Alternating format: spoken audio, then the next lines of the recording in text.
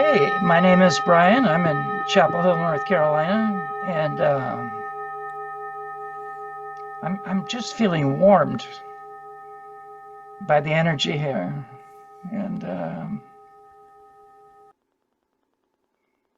also glad to see Sasha, who is a role model for me of spontaneity. So the word resistance has come up a couple times in the sharing, and again, I want to repeat what I just said, that resistance is not something wrong with us, right? And one of the things that struck me about the path work very early on is how resistance is actually welcomed, right? Because without the resistance, we're just numb. And resistance is at least some part of us that is arising energetically from our defense system, right? Some part of us that doesn't feel safe to let go. And unless the resistance shows up, we can't really turn to what it is trying to protect. So the novelist Henry Miller said, when you surrender, the problem ceases to exist, right? Yet we, as the controlling species, the conquering species, we just have a hard time with this notion of surrender. And so we are the conflicted species because we spend our lives resisting it, yet at the same time we also crave the freedom of surrender.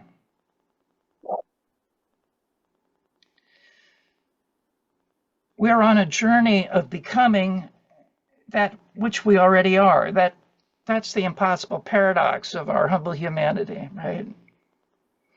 We're already spiritual beings, just in temporary human form, yet most often the human side of us is disconnected from that.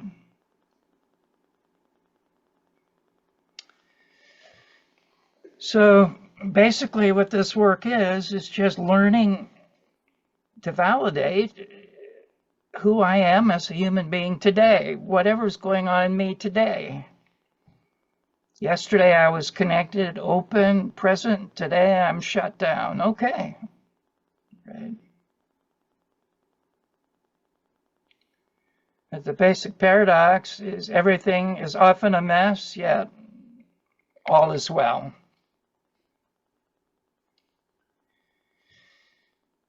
There's a saying in Tibet that if you take care of the minutes, the years will take care of themselves. And that's what we're wanting to help each other do, wherever we are on the spectrum at the moment, right? As Emily Dickinson says, forever is composed of nows, and we're here to help each other find that freedom in the ongoing now.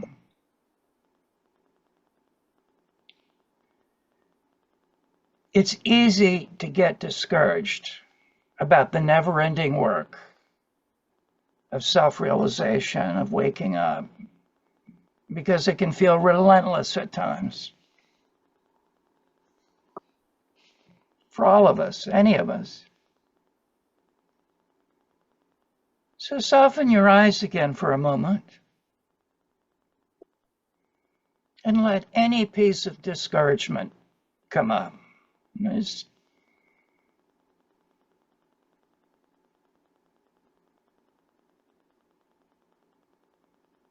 how it feels in your body.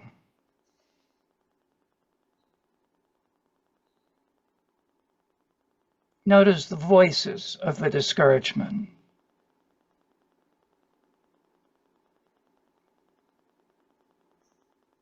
What's the energy? What's the sound of those voices?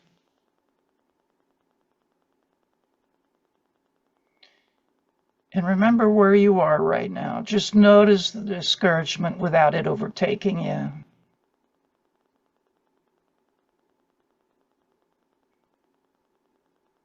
Feel the earth under your feet again.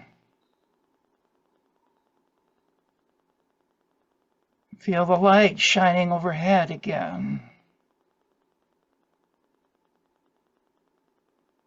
Shining down on the discouragement that's been in the shadows.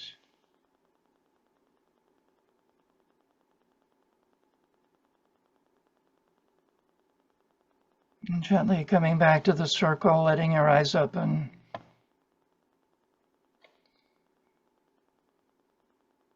We want to help each other here remember that each of us already has everything that we need, everything that we need. That no matter what we're feeling, our nature is already home. Our nature is already pure. There's nothing to get.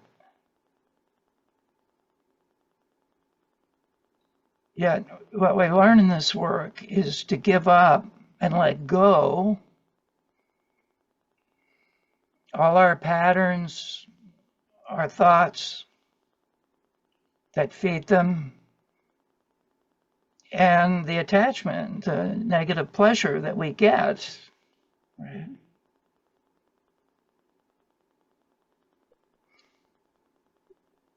And to remember that we're worthy of all the time that it takes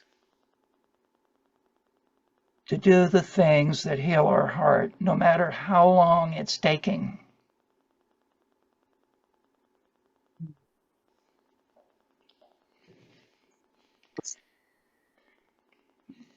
So what this work is so powerful at, among other things, is showing us that while we can easily be overwhelmed by individual emotions,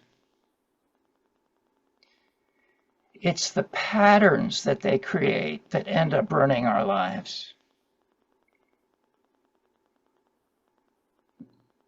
And there's value in not getting caught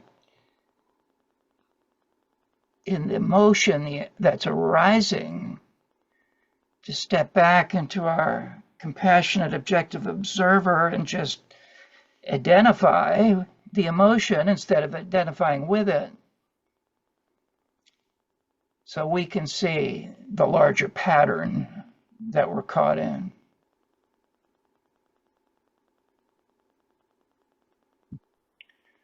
We often feel a prisoner of our patterns, yet they don't have to repeat themselves. Yeah. Just by remaining in the present, we can let go of the past and the future. And that's mostly what the patterns are about: attachment to the past and fear of the future.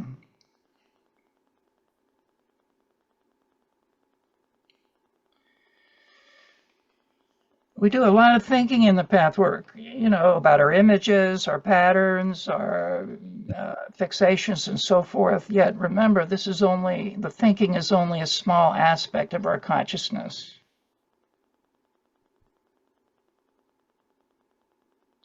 And really, what we do here together is to keep shifting our identification from our thinking, our mind, our labels of ourself, our self-image, to who we really are, and the spiritual self, right? In temporary human form and temporary human disguise.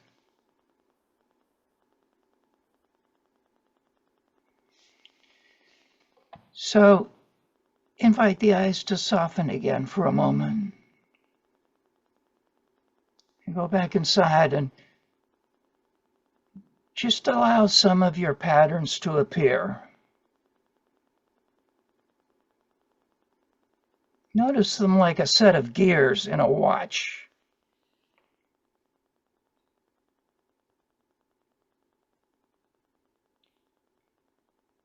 See how they interlock and grip each other, move each other, yet pretty much the same way over and over, day and night.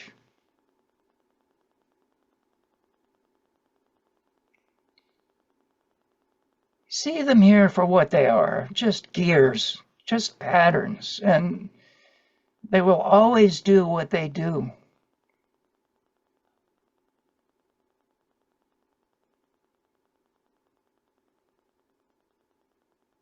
They're not who you are, no matter what anybody's told you. They're not who I am, no matter what I tell myself.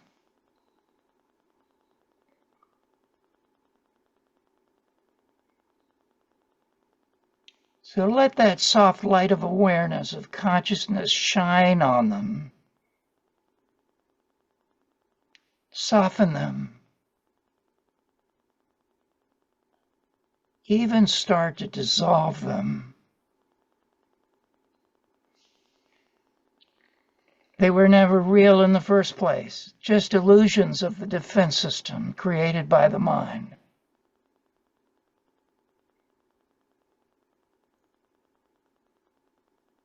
Just like that. This is all it takes.